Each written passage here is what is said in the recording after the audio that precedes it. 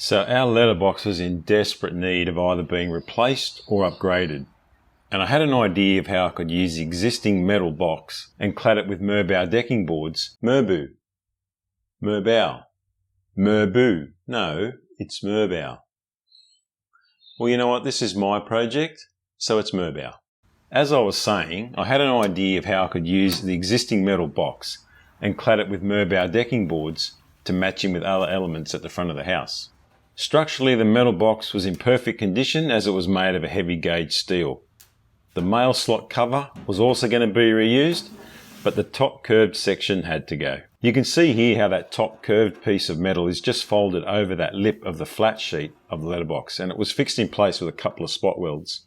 I cut the majority of the top away with the grinder first so that I could get in and remove the edges, which came away pretty easily.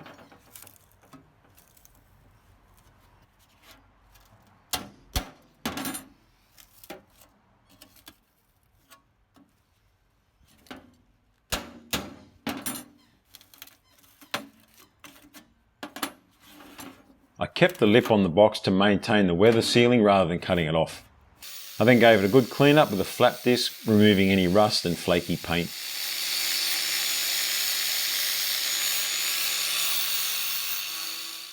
The timber side panels were going to be offset by 15mm with some Merbau battens, so I just had to flatten this lip a little to allow for that. I then gave the whole thing a good coat of black enamel paint. The look of the finish wasn't too important because it was going to be covered over anyway.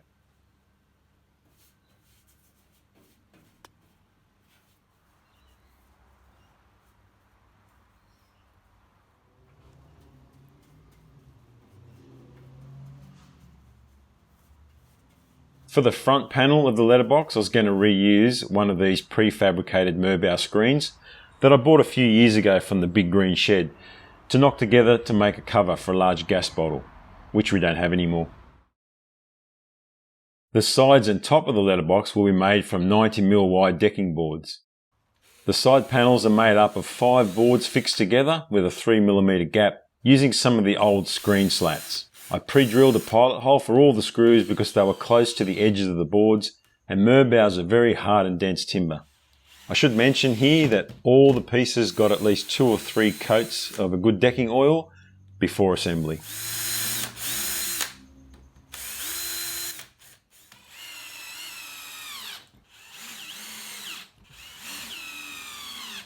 Two side panels done, now for the top. The top panel was made the same way, and I used the sides to help line up the boards so that the gaps running up and over the letterbox all lined up.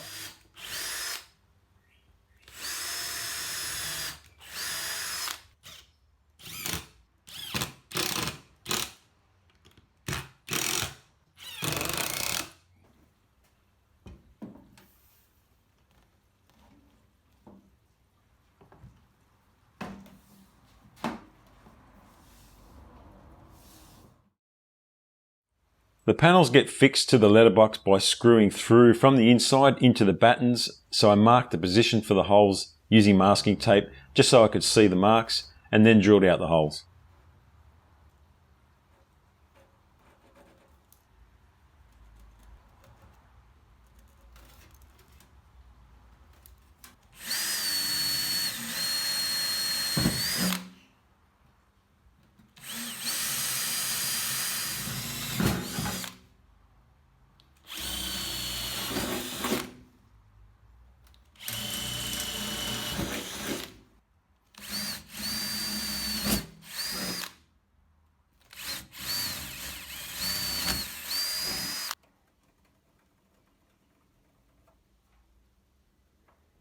I then transferred those holes onto the back of the panels and drilled pilot holes for the screws.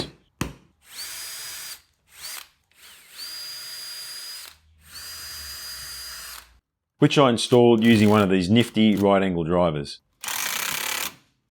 And this is the letterbox with the top and sides done. To be able to fit the front panel onto the letterbox and take it all the way up to the underside of the top, I need to remove this overhang. This overhang helps to protect the front from the weather, but the new timber top will do that, so I cut it off with the grinder.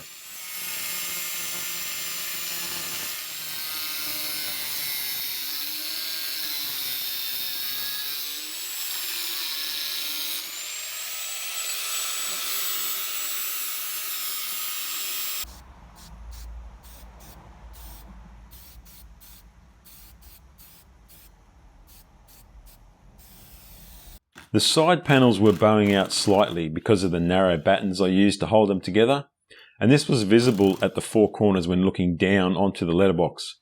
So I used my dowel max jig to drill for a single dowel at each corner, which took care of that. This dowel max jig is an absolute favourite of mine. It has amazing quality and accuracy, and it's easy to use. It works off a tick mark system, which is basically just making sure you use the same reference faces and edges, and you can't go wrong.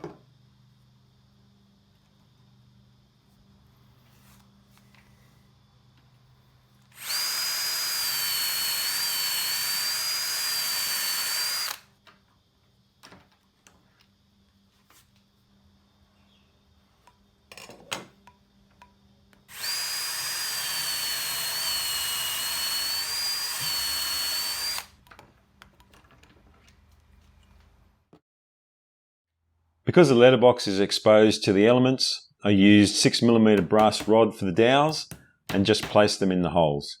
Glue wasn't necessary.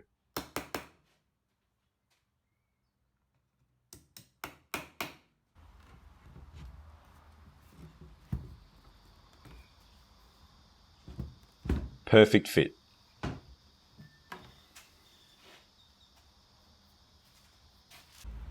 Time to make the front panel using that one good prefab screen from before. Basically, I was going to leave the screen intact and just cut it down both sides to get the correct width. This meant cutting off those outer support battens, which would have taken away the structural integrity of the panel. So before cutting it up, I screwed on a couple of extra supports, reclaimed from the other screens, and this would keep everything in place after cutting the sides off.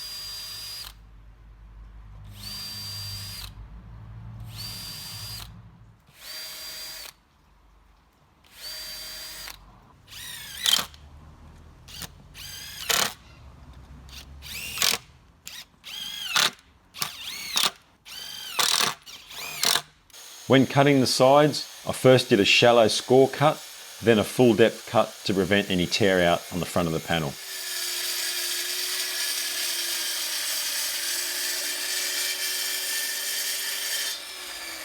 I then gave the panel a small round over along the cut edge before test fitting it into place.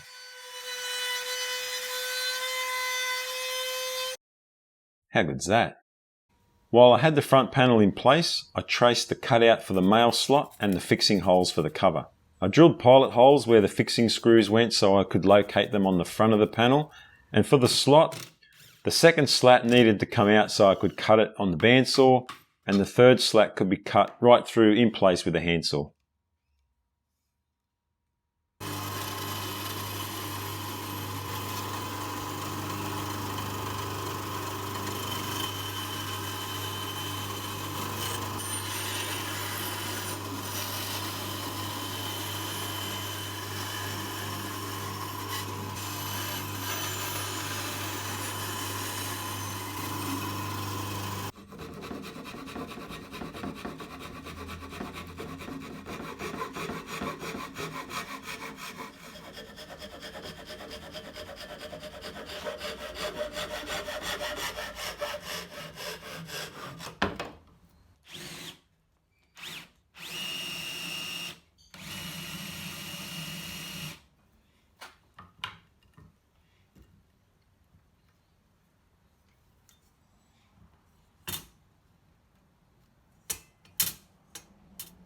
Nice.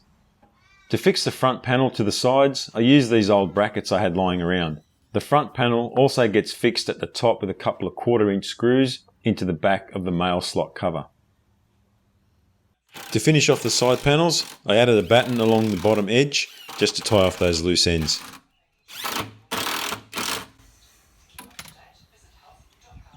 To mount the numbers straight and level, I made up this MDF template the same width as the front panel and then just transferred the mounting holes onto the front of the letterbox.